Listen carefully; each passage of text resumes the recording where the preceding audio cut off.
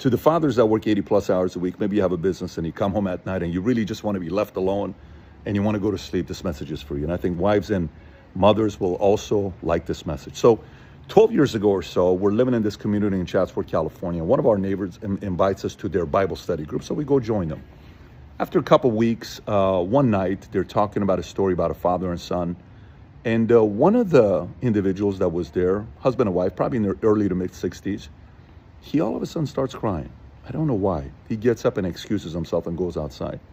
So I follow him. I go outside. I said, hey, is everything okay with you?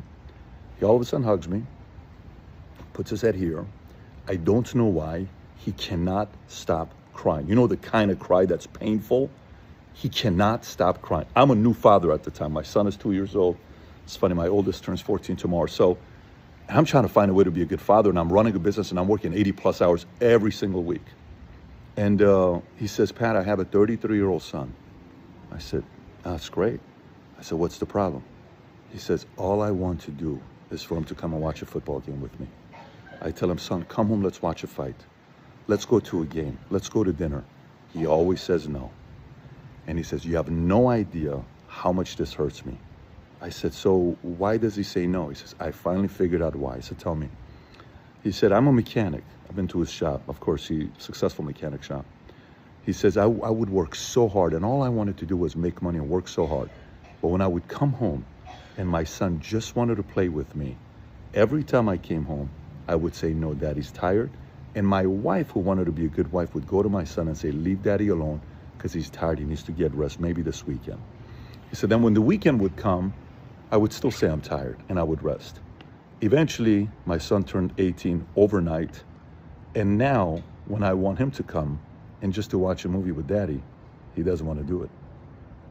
He says, you have no idea how much it irks me. So I'm sitting there, I'm listening to this saying, oh my God. So what happened? I work very hard. We have 4 kids born in 3 states, 2 in California, 1 in Florida, 1 in Texas. We've moved our house probably 13 times. People that know what I'm talking about. We moved our office 14, 15 times. I've been on the road 6 months out of the year building our insurance agency. But that story, every single time I came home and my son just wanted to play with me for 5 minutes, I would always go back to that story. I would say, no, I'll play with him.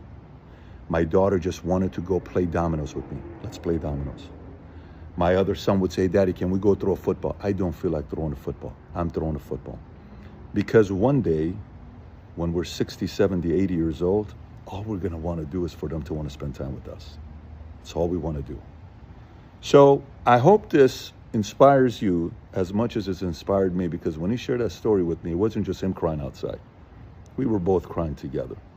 Because my fondest memory as a young boy was hanging out with my dad. And today, he lives right there. Right there is where he lives, and we have the best relationship together.